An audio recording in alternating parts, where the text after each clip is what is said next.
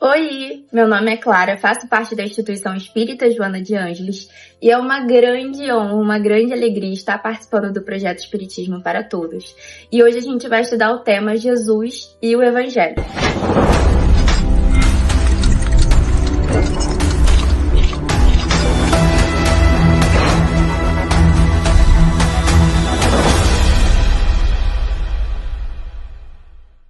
Jesus, nosso irmão e mestre, segundo a questão 625 do Livro dos Espíritos, é o tipo mais perfeito que Deus ofereceu ao homem para o servir de guia e modelo. Quando o Livro dos Espíritos nos traz a ideia do tipo mais perfeito, não é que ele seja o único e que nem que ele deve ser colocado numa posição de adoração, mas ele está se referindo ao grau de evolução do Espírito de Jesus. Jesus, um Espírito que encarnou há cerca de 2000 anos atrás, aqui na Terra, foi um homem repleto de amor, sabedoria, empatia e muitas outras boas qualidades que a gente bem sabe, né?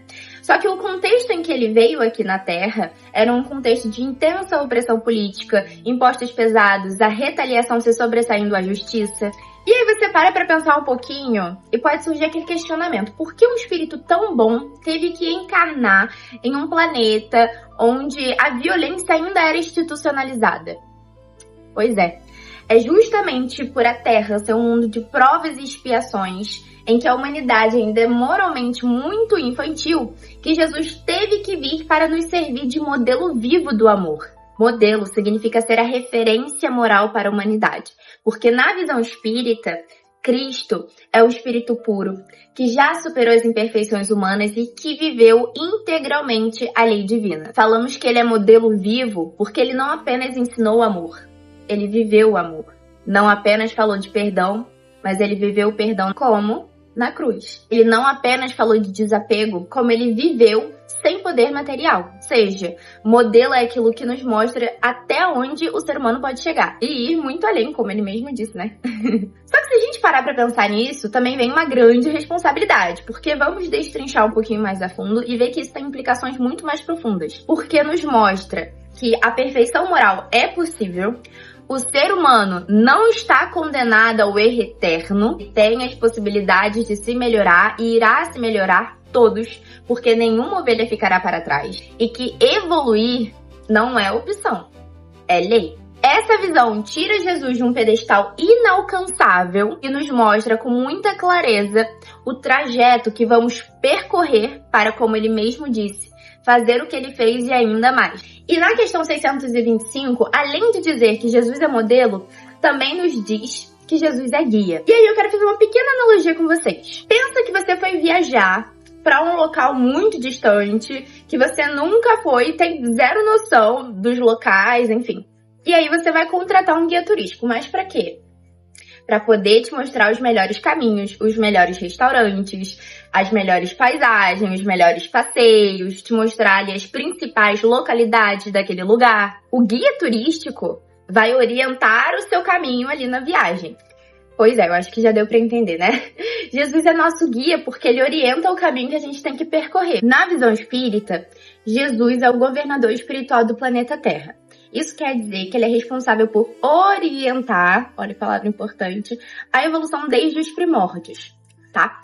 Ele também é responsável pela direção moral da Terra e referência às leis divinas aplicadas na experiência humana. Lembra quando ele encarnou aqui? Ele serviu de modelo vivo. Ele nos direciona, ele nos orienta e ele nos dá um norte moral. Só que tem um adendo muito importante. Ele não impõe, ele propõe. E a lei divina ele já existia. Ele veio esclarecer e exemplificar. E, acima de tudo, mostrar que sim, é possível evoluir e a gente fazer o que ele fez e muito mais. Jesus ele veio nos ensinar o amor para que a gente possa colocar em prática. Porque não basta a gente estudar. A gente também tem que praticar aquilo que a gente estuda. Então, uma das formas de a gente estar sempre aplicando os conhecimentos que a gente obtém, né, sobre o Evangelho de Jesus é se perguntar: como eu ajo diante da ofensa? Como eu lido com o poder? Como eu administro o meu orgulho? Jesus é o nosso parâmetro moral. E a gente deve, com esforços contínuos, trabalhar para se tornar um pouco mais parecido com ele no nosso dia a dia, né? Cristo, o Espírito puro, ele veio transformar o eixo moral do nosso planeta. Ele não veio destruir a lei dos homens, mas cumprir na íntegra a lei de Deus. Ele veio desenvolver para adaptar o grau de entendimento e de adiantamento dos homens. A gente pode ver que a semente que ele plantou ainda continua germinando e que teve muito impacto, porque hoje, 2026 anos após o seu nascimento, estamos aqui falando sobre os ensinamentos de Jesus. E assim continuará sendo, porque ele é a luz de todas as vidas terrestres e inacessível ao tempo e à destruição. Jesus veio iluminar a ideia de que precisamos estar sempre buscando nos melhorar. Correr atrás da reforma íntima. Reconhece-se o verdadeiro espírita pela sua transformação moral e os esforços que ele emprega para domar as suas más inclinações. Mas é necessário estarmos muito cientes que não é de uma hora para outra. Demora anos e anos, encarnações, reencarnações e mais reencarnações. Exige esforço, exige determinação, exige superação de muitos obstáculos. E para isso, a gente estuda o Evangelho, que contém os ensinamentos de Cristo e que tem como eixo central a lei do amor. Quando Jesus resume a lei em amar a Deus sobre todas as coisas e amar ao próximo como a si mesmo, ele está condensando toda a moral espiritual. Não é apenas um mandamento religioso, é uma lei estrutural de progresso espiritual. O amor, pra gente, não é só um sentimento romântico. É uma postura ética e necessária diante da vida. Ele implica em muitas práticas cotidianas, mas a gente pode começar pelo básico.